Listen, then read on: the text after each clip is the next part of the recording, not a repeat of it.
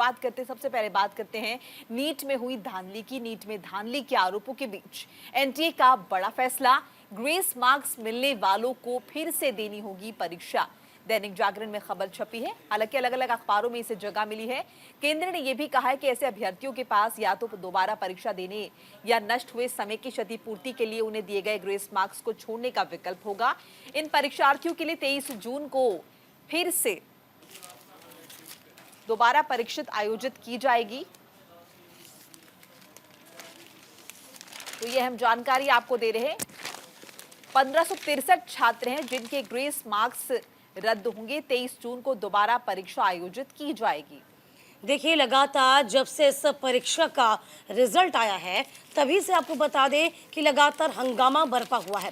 अब आप देखिए, कल ये बहुत बड़ा फैसला लिया गया था। इस फैसले के जरिए ये सामने आया कि 1563 छात्रों के जो ग्रेस मार्क्स हैं उनको रद्द किया जाएगा, यानी कि 1563 छात्रों को मौका दिया जाएगा कि वो दोबारा परीक्षा में बैठ सके। चलिए आपको ये भी बता दें, एनटीए ने इन छात्रों के सामने 2 विकल्प रखे हैं, जरा ये भी जान लीजिए। वैकल्पिक परीक्षा दें या घटे अंकों को माने। ये परीक्षा की तारीख घोषित भी कर दी गई है। अब ये पूरा विवाद जरा आप समझ लीजिए, क्योंकि विवाद जो है पूरे देश भर में इस वक्त चर्चा का विषय बना हुआ है। छात्रों के ग्रेस मार्क्स देने को लेकर पूरा विवाद शुरू हुआ था 4 जून को।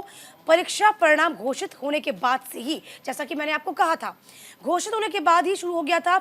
67 टॉपर्स के साथ बड़ी संख्या में ऐसे छात्रों के नंबर सामने आए जिन्हें परीक्षा में 711, 718, 719 अंक प्राप्त हुए थे।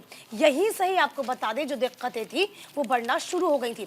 हुआ क्या था, छात्रों का कहना था कि परीक्षा का प्रत्येक सवाल 4 अंकों का होता है और एक सवाल गलत होने पर अंक कटता भी, यानी कि नेगेटिव मार्किंग भी होती है। तो ऐसा क्या हुआ कि यहाँ पर क्या नेगेटिव मार्किंग नहीं की गई, ये बताइए आप। ये जो परीक्षार्थी थे उनका ये साफ तौर पर कहना था। ऐसे में अंक क्यों नहीं आए, यानी कि अंक घटे क्यों नहीं, बड़े ही बड़े क्यों। दूसरी बात भी ये आया कि विवाद बढ़ने पर एनटीए ने बताया कि 6 परीक्षा केंद्रों पर गलत पेपर बढ़ जाने के चलते छात्रों की परीक्षा में कम समय मिल पाया।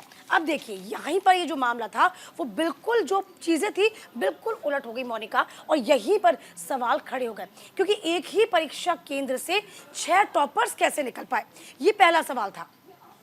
बिल्कुल, देखिए, और सिर्फ दिल्ली में ही प्रदर्शन नहीं हुए बल्कि दिल्ली के अलावा कई शहरों में विरोध प्रदर्शन देखने को मिले हैं। 7 हाईकोर्ट में केस दर्ज हुए हैं इस मामले में। नीट में अनियमितता के आरोपों में यूपी हो गया, बंगाल हो गया, महाराष्ट्र है कि कई शहरों में विरोध प्रदर्शन हुए। 7 हाईकोर्ट में केस दर्ज हुए हैं। अनियमितताओं की जांच की मांग को लेकर 10 जून को दिल्ली में छात्र प्रदर्शन कर चुके हैं और अब जो है ये गलती जो है वो एनटीए ने मान ली है और 1563 परीक्षार्थियों को दिए ग्रेस मार्क्स को सही ठहराने वाली एनटीए ने सुप्रीम कोर्ट में कबूल कर ली है, गलती मान लिया है और फैसला निरस्त कर दिया है। इसके साथ ही 1563 जो परीक्षार्थियों के जो ग्रेस मार्क्स थे उन्हें रद्द कर दिया गया है। अब इन्हें बिना ग्रेस मार्क्स के जो वास्तविक नंबर हैं वो दिए जाएंगे। इसके साथ ही साथ देखिए ये भी है कि जो काउंसलिंग है वो 6 जुलाई से ही होगी और जो नतीजे आएंगे वो भी पहली वाली डेट पर ही आएंगे। वो डेट भी जहीं जो है खिसकेगी, 30 तारीख को ही नतीजे जो हैं इसके आएंगे और जो अभ्यर्थी परीक्षा नहीं देंगे उनकी काउंसलिंग जो है बिना ग्रेस मार्क्स के होगी। तो ये अहम जानकारी जो है साझा हो रही है और कल की ये काफ़ी बड़ी खबर थी, हर अखबार की हेडलाइन आज ये बनी हुई है और कल हर टीवी चैनल पर आपने देखा, चूंकि कल सुप्रीम कोर्ट में इस मामले को जो है वो भेजा गया था और वहां पर नतीजा आया। इसके अलावा हाईकोर्ट में भी इसको लेकर अपील दायर की गई थी। ये भी कहा गया है कि जो कोर्ट नहीं पहुंचे उन्हें दोबारा परीक्षा में बैठने का विकल्प नहीं है। याचिकाकर्ता अलक पांडे के वकील ने बताया कि बिना सोचे समझे कृपांक दिए जाने की आलोचना करते हुए उन छात्रों को दोबारा परीक्षा देने का विकल्प दिया जाना चाहिए जो समय की बर्बादी का आरोप लगाते हुए अदालत नहीं जा सके। इस बीच देखिए बहुत सारे छात्रों से भी बातचीत हुई थी, न्यूज़ इंडिया ने भी उनसे बातचीत की थी और उनसे पूछा गया तो उन्होंने कहा कि देखिए बहुत सारी चीज़ें हैं, हमारा वक्त बर्बाद हो रहा है, जिस पेशेंस के साथ, जिस कंसंट्रेशन के साथ हम पढ़ाई कर रहे हैं, हम तैयारियां कर रहे हैं, वो कहीं जाकर शून्य हो जाती है।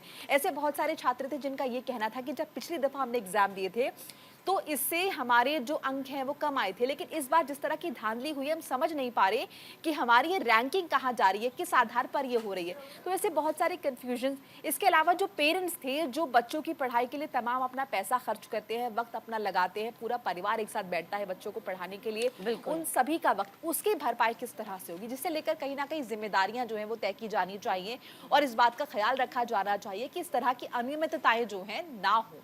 जाहिर सी बात है, देखिए यदि आप पूरे साल भर मेहनत करते हैं और यदि आपका पेपर लीक हो जाता है तो आप खुद समझिए कि तमाम जो परीक्षार्थी हैं या अभ्यर्थी हैं उनके दिल पर क्या बीतती होगी। और ये बड़ी बात है कि ये पहली मर्तबा नहीं है कि इस तरह का पेपर लीक हुआ हो। हालांकि नीट का पेपर लीक होने वाली बात भी कहीं ना कहीं एनटीए ने स्वीकार कर ली है। अब यदि ये भी देखा जाए, चाहे वो राजस्थान का जिक्र कर लीजिए आप, उत्तर प्रदेश का जिक्र कर लीजिए आप, या किसी भी बड़े बड़े राज्य का आप जिक्र करेंगे, तो पेपर लीक की जो समस्या है इससे हमेशा परीक्षार्थियों को दो चार होना पड़ता है। इसके लिए बाकायदा पहले भी कहा गया था, चाहे जिस राज्य में पेपर होते हैं, यानी कि जो ऑर्गेनाइज करवाता है पेपर, उसको ये जवाबदेही तय होनी चाहिए कि पेपर लीक ना हो पाए।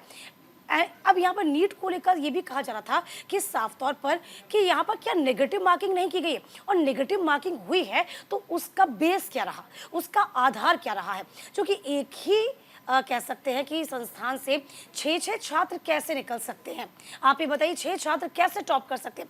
अब देखने वाली बात ये होगी कि 1500 से ऊपर छात्रों को तो मौका दिया गया है, लेकिन क्या उन छात्रों का होगा जो लगातार प्रदर्शन कर रहे हैं, जो इस पूरी प्रक्रिया से खुश नहीं है, संतुष्ट नहीं है। अब देखने वाली बात ये होगी। हालांकि काउंसलिंग की बात कही गई थी, ये भी कहा गया था कि काउंसलिंग को रद्द कर दिया जाए, पूरा जो पेपर है, जो एग्जामिनेशन है, उसी को रद्द कर दिया जाए। सुप्रीम कोर्ट ने कह दिया कि तय वक्त पर काउंसलिंग होगी और आपको हम दोबारा मौका देंगे, इसके लिए आप तैयार रहिए।